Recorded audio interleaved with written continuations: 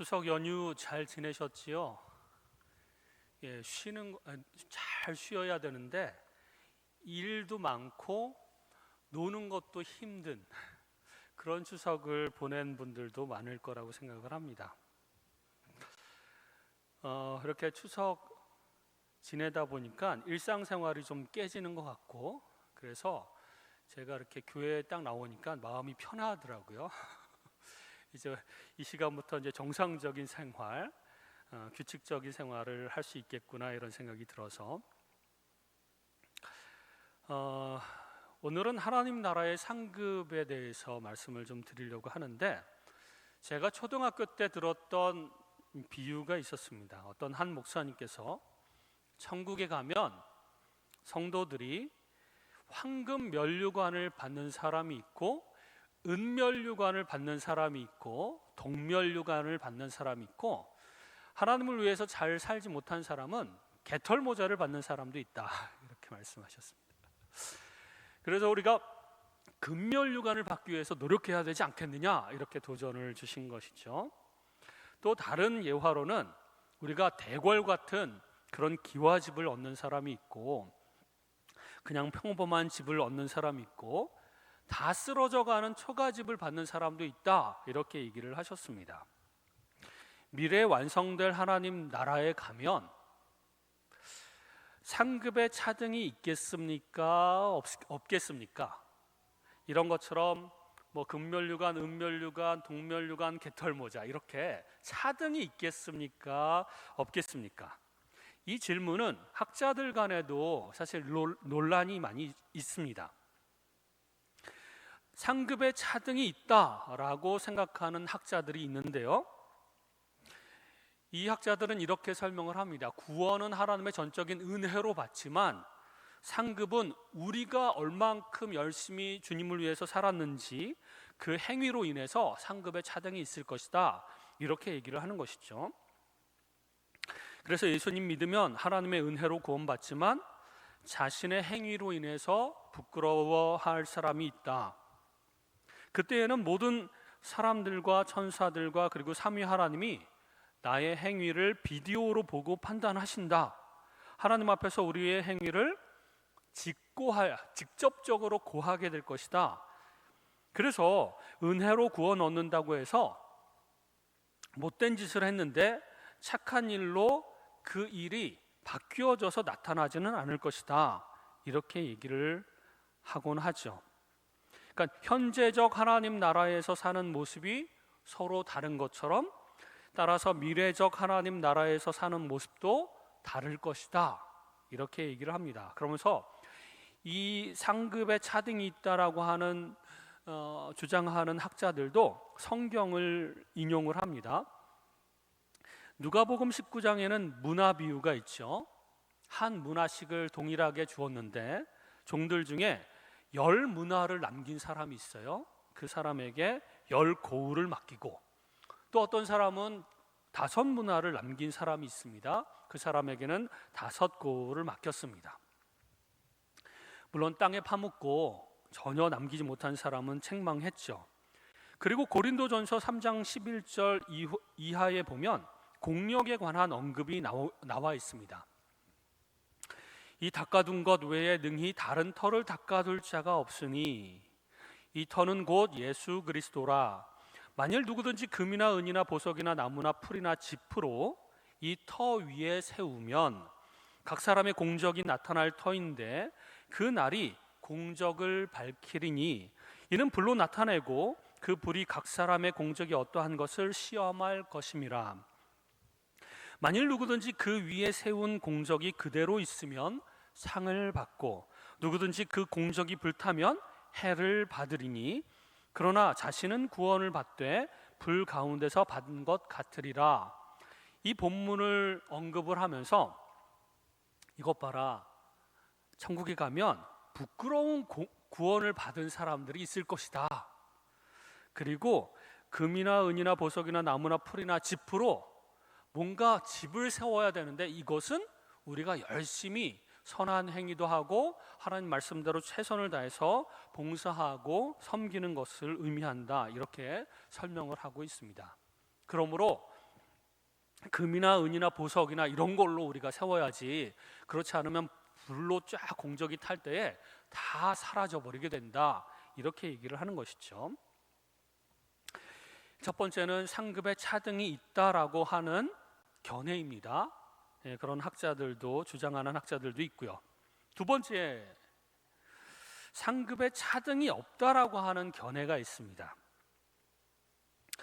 이 학자들은 불공평은 불완전이다, 우리가 천국에 갔는데 완벽한 천국을 기대하고 갔는데 불공평하게 어떤 사람은 으리으리한 기와집에 살고 어떤 사람은 다 쓰러져가는 초가집에 살게 되면 그게 공평한 것이냐, 불공평한 것이다. 그러면 불만을 품고 천국 생활에 반란이 일어날 수도 있다, 이렇게 얘기를 하는 것이죠.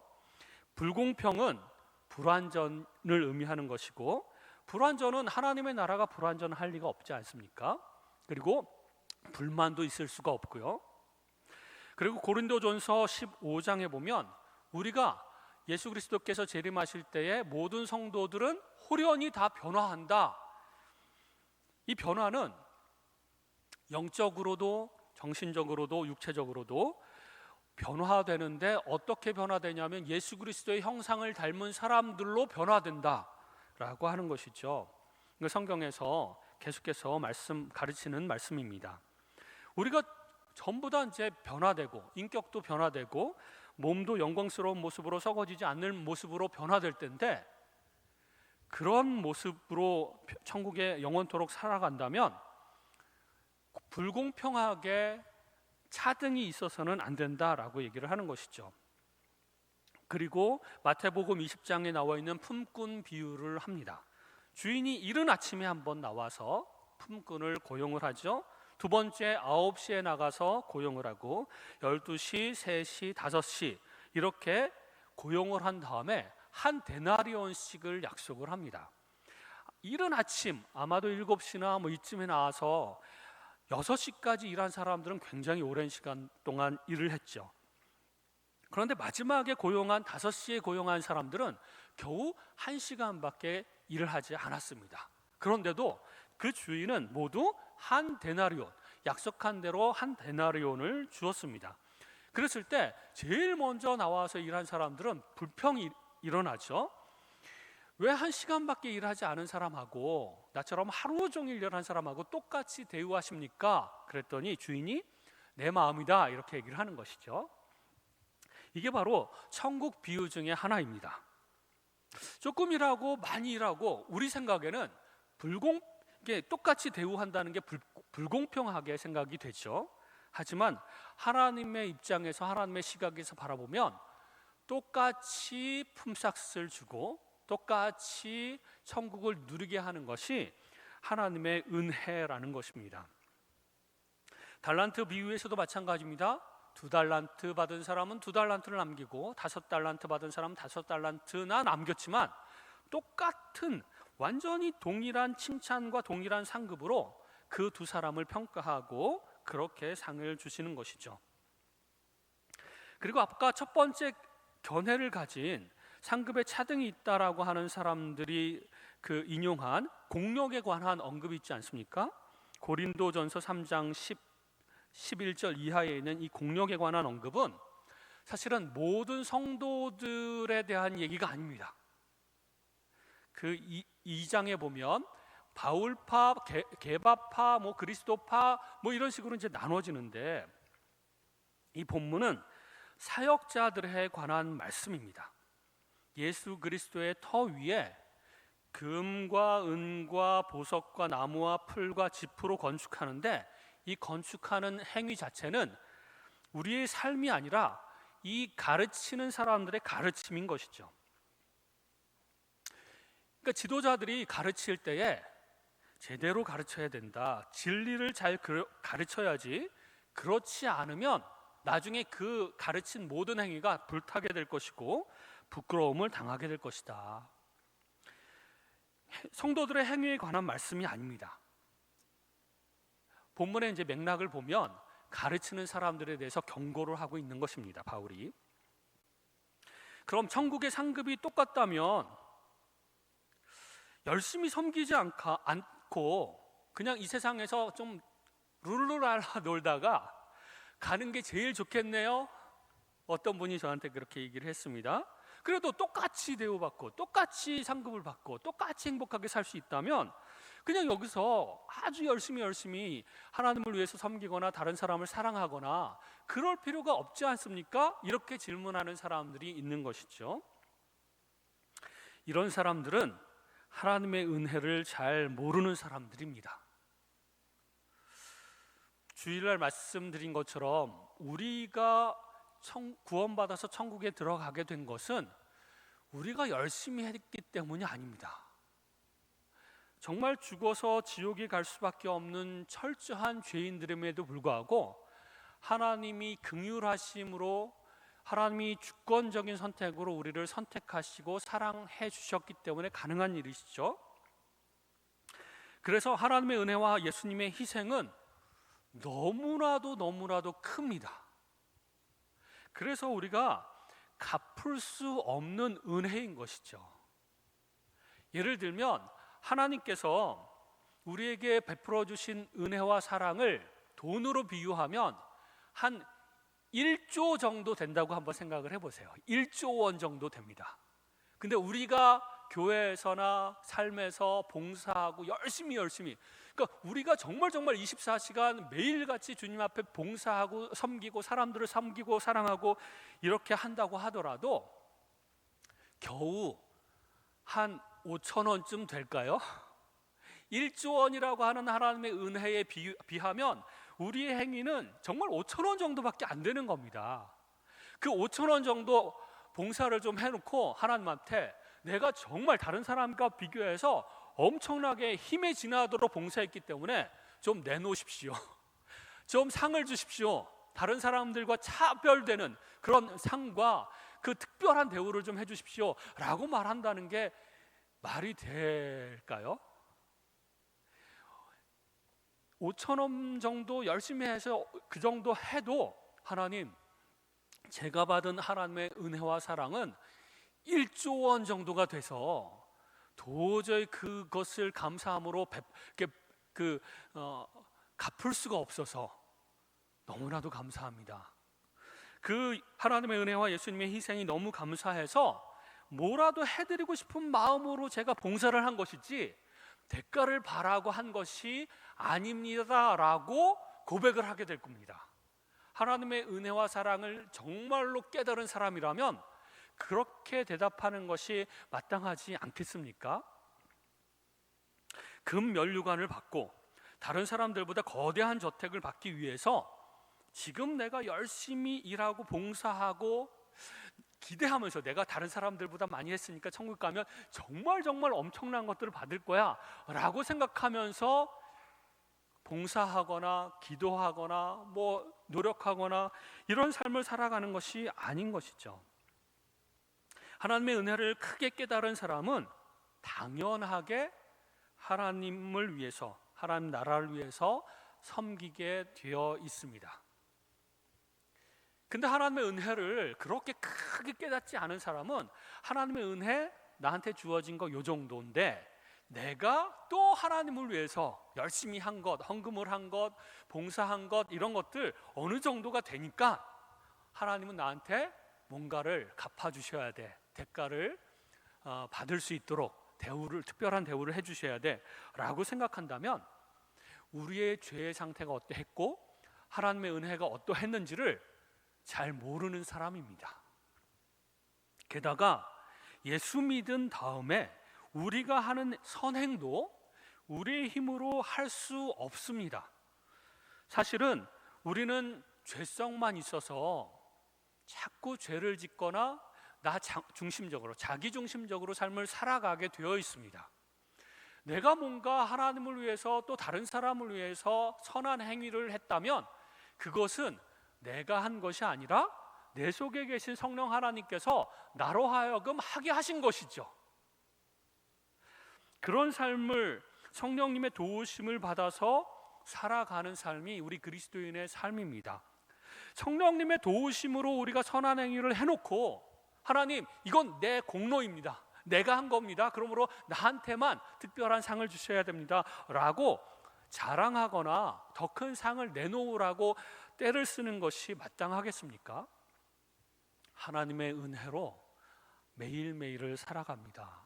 하나님의 은혜로 제가 다른 사람을 사랑하고 용서하고 도와주고, 하나님의 은혜로 하나님께서 주신 그 물질 중에서 제가 일부러 하나님 앞에 헌금을 드렸고, 어떤 좀 부자인 장로님한테 직접 들은 건 아닌데 다른 분을 통해서 들은 얘기가 있습니다. 자기가 헌금한 거를 장부에다가 다 적어놨다고 합니다. 다 일일이 얼마 했고 건축 헌금 얼마 했고 다 적어놨다고 합니다. 왜 적어놨을까요? 나중에 교회에서 써먹기 위해서? 아니면 하나님 앞에 상 받기 위해서? 아무리 많은 헌금을 했더라도 하나님께서 나에게 주신 은혜, 그리고 앞으로 나에게 천국에서 주실 그 놀라운 삶과 비교했을 땐 아무것도 아닙니다. 1조 원에 비해서 5천 원 정도, 한 6천 원 정도, 이 정도 한 거라고 생각을 할 수밖에 없는 정도인 것이죠. 그런데 그거를 다 적어놓고, 또 내가 누구한테 선행을 베풀고 했던 것, 구제를 베풀고 했던 것을 적어놓을 뿐만 아니라 사람들한테 떠벌, 그런 사람이 있다고 하죠. 그런 바리새인을 향해서 예수님께서 외식하는 자요 라고 책망을 하십니다. 그리고 그렇게 떠벌리게 된다면 상이 하나도 없을 것이다. 이 상을 하나, 두 개, 세 개, 네 개 예수님께서 이렇게 세어 가시면서 많은 상과 적은 상을 말씀하시는 것이 아닙니다. 그렇게 외식하고 자기 만족으로 또 자기 자랑으로 그렇게 하는 사람들은 상이 없을 거라는 것이죠. 하나님의 은혜로 천국에 들어가지 못할 것이라고 하는 것을 경고하고 있는 것입니다. 하나님께서 성경에 보면 여러 가지 면류관을 말씀하시는데, 생명의 면류관, 영광의 면류관, 썩지 않는 면류관, 의의 면류관, 그리고 금면류관, 이렇게 말씀하실 때 이 면류관, 은면류관이나 동면류관이나 개털모자는 전혀 성경에 나오지 않습니다. 이 면류관, 그 세상에서 받는 면류관, 그 월계관이라고 하죠. 썩어질 것 같은 한시적인 그런 면류관과는 비교할 수 없을 정도로 영원토록 영광스러운 그런 면류관을 받게 될 것이다 라고 하는 말씀인 것이죠. 금면류관, 은면류관 이렇게 차등을 주기 위해서 금면류관이라고 말씀하신 것이 아니라고 하는 것입니다. 물론 제가 말씀드릴 때에 첫 번째 견해, 제가 말씀을 드렸는데도 불구하고 나는 그래도 첫 번째 견해를 믿고 천국에 반드시 상급에 차등이 있으며 나는 더 큰 상급을 받기 위해서 노력할 것이다, 그렇게 믿는다고 해도 이단은 아닙니다. 이단은 아니에요. 그래서 그렇게 믿고 싶으신 분은 그렇게 믿으십시오. 그래도 그렇게 믿는다고 이렇게 이단이거나 혹은 천국에 못 가거나 혹은 하나님께 책망을 받거나 그러지는 않습니다. 그러나 두 번째 견해가 훨씬 더 성경적인 견해입니다. 하나님 앞에서 제 삶을 돌아보면 목사로서 하나님께 충성하고 섬기고 했던 부분이 있죠. 하지만 살아오면서 50평생 살아오면서 돌아보면 그렇게 열심히 하나님을 위해서 섬긴 것보다 예수 믿고 난 다음에도 하나님 앞에 죄도 많이 짓고 실수도 많이 하고 부족한 모습들이 훨씬 더 많았음을 고백할 수밖에 없습니다. 그래서 제가 잘못한 것과 제가 좀 잘한 것을 비교해 보면요, 그 자체만으로도 부끄러울 수밖에 없는 것이죠. 자랑할 수가 없습니다. 게다가 저는 하기 싫은데 내 속에서 성령 하나님께서 하라고 자꾸 하니까 할 수밖에 없었던 것들도 참 많았습니다. 정말 하기 싫고 이기적으로 생각하면, 내 중심적으로 생각하면 안 하고 싶어요. 헌금도 조금 줄이고 싶고 다른 사람을 도와주는 것도 좀 줄이고 싶고, 내 온전한 내 시간만 좀 가지고 싶고 그런 마음들이 참 꽉 차 있습니다. 근데 성령 하나님께서 계속 부담을 주시고 계속해서 말씀하세요. 하라고. 그러면 어쩔 수 없이 했는데 사람들은 우와 정말 놀라운 일을 했습니다 이렇게 얘기를 할 때 참 마음이 부끄럽습니다. 처음부터 순수한 마음으로 정말 사랑하는 마음으로 이렇게 했으면 참 좋았을 텐데 그게 아니거든요. 그러므로 하나님께서 천국에 들어가게 하셔서 놀라운 그 영광스러운 천국의 삶을 살게 하신다면 저런 눈물 펑펑 흘리면서 하나님 이게 웬 말입니까? 저 다 쓰러져가는 초가집에 살지 않게 하시고 으리으리한 그 대궐 같은 집에서 살게 하시다니요. 제 삶을 돌아보면 정말 부끄러운 게 많은데 이렇게 고백하면서 영원토록 하나님 예수님 제 육체를 입고 또 영광스러운 모습으로 계시죠. 예수님을 만날 때마다 예수님 감사합니다. 예수님 감사합니다. 매일같이 아니 매 순간마다 그러면서 살아가게 될 것입니다. 그리고 저절로 마음속 깊은 곳에서 우러나오면서 찬양을 드리게 되는 것이죠. 만약에 상급의 차등이 있다면 혹시라도 있다면 이런 성격의 상급의 차등은 있을 수 있겠다 이런 생각을 합니다. 뭐냐면 신분과 만족은 다 동일하고 호련히 변화해서 영광스러운 모습을 입는 것도 모든 성도들이 다 동일할 것입니다. 그러나 사랑과 지혜에 따른 역할 차이가 혹시 있을 수 있겠다 이런 생각을 해봅니다. 마치 문화 비유처럼 5고을을 맡기는 사람도 있고 10고을을 맡기는 사람, 어떤 이런 역할을 맡기는 사람도 있고 저런 역할을 맡기는 사람도 있게 되겠죠. 그럴 수 있지만 천국에 가봐야 알게 될 것입니다. 이 부분도. 그리고 이 세상에서 정말 주님을 사랑하고 주님 만나기를 기대하고 기다려온 사람은 주님을 만났을 때 그 기쁨이라든지 만족감은 너무나도 크게 될 것입니다.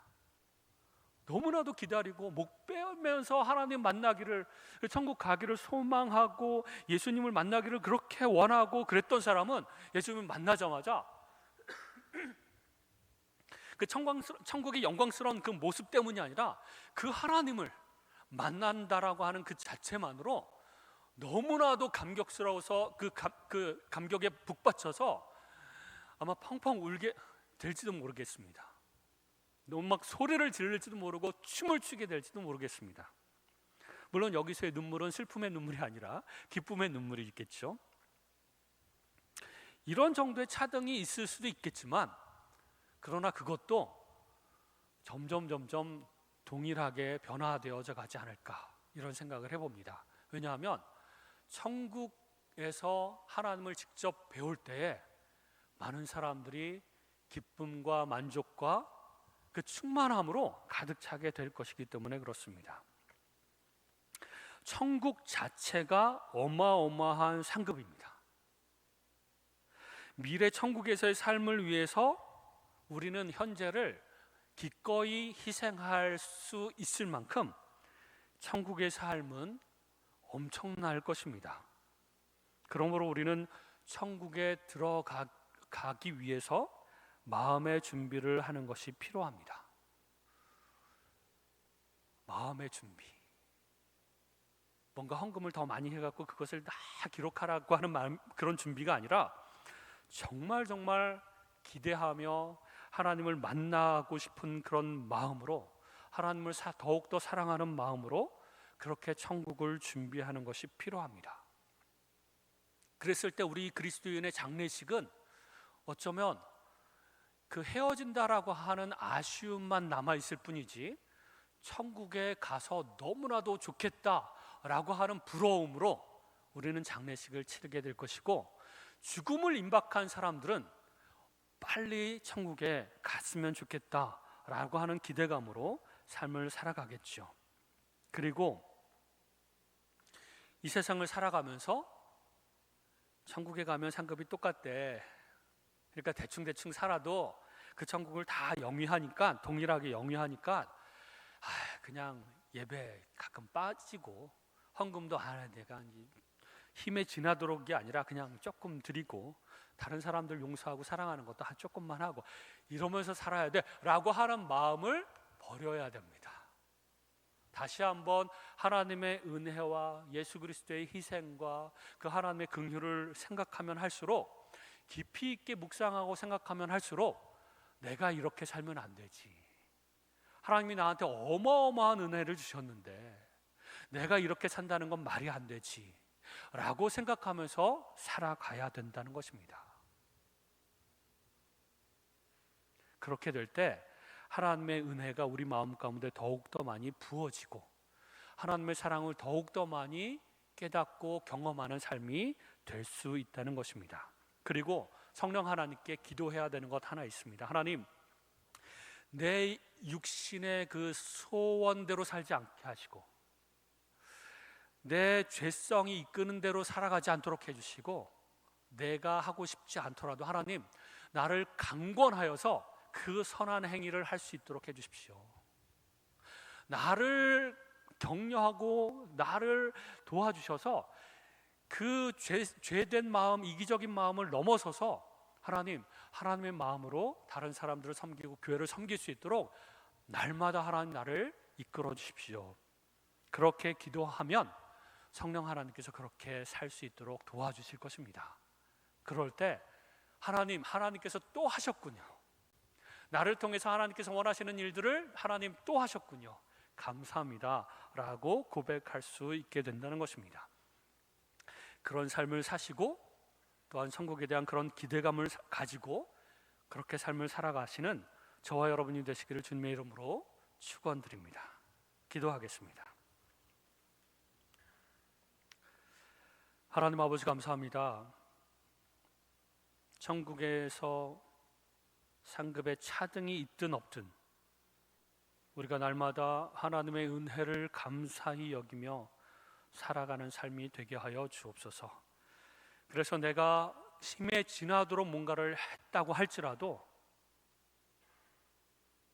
그것은 하나님의 은혜에 비하면 세 발의 피라고 하는 것을 기억하게 하시고, 또한 내가 그렇게 선한 행위를 하고 내가 하나님의 뜻대로 삶을 살았더라도 내가 아니요 오직 내 안에 계신 성령 하나님께서 그렇게 도와주심으로 인하여 했다라고 하는 것을 기억하게 하여 주옵소서. 그래서 날마다 하나님의 은혜를 감사히 여기며 살아갈 수 있을 뿐만 아니라 또한 날마다 성령 하나님께 기도하며 선한 행위를 할 수 있도록 도움을 요청하는 그런 저희들 되게 하여 주옵소서. 그리고 천국에 들어갔을 때 내가 했던 행위들, 내가 했던 선한 행위들 그 이상으로 우리에게 기쁨과 만족을 허락하여 주시고 그 천국에서의 그 영광스럽고 복된 삶을 영원토록 하게 하시는 그 하나님의 은혜 더욱더 감격하여 날마다 감사와 찬양을 드리는 저희들 될 수 있도록 인도하여 주시옵소서. 감사드리며 우리 주 예수 그리스도의 이름으로 기도하였습니다. 아멘.